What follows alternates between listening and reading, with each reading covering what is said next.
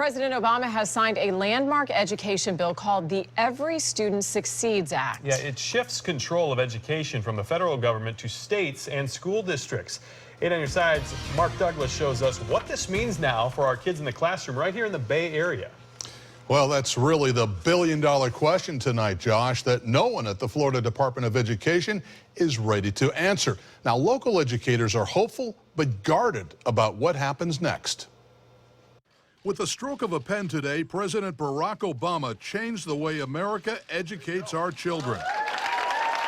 The Every Student Succeeds Act moves control over education out of Washington and ditches the federal government's one-size-fits-all policies. Holding everybody to high standards for teaching and learning, empowering states and school districts to develop their own strategies for improvement, dedicating resources to our most vulnerable children. I would have to say that I think it is a good thing. Pasco County Deputy Superintendent Ray Gadd likes the idea of more local control, but insists it's now up to the state to make a difference. It remains to be seen whether the legislature sees this as an opportunity to be innovative and do things differently, or whether we stay the course. The new law, which has been buzzed about for months, appears to have caught Florida's Department of Education by surprise. The Florida DOE today released a statement saying, once a final version is passed, we will take the time to thoroughly review it and determine what changes, if any, will be necessary.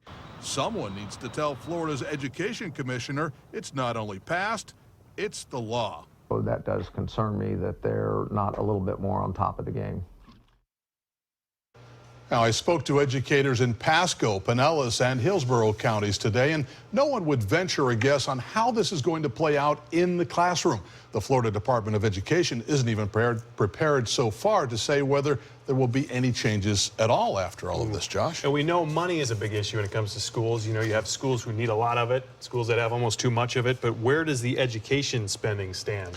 Well, it does pressure, if not force, the states and school districts to put more money into low-performing schools, the lower 5%, and that's really important.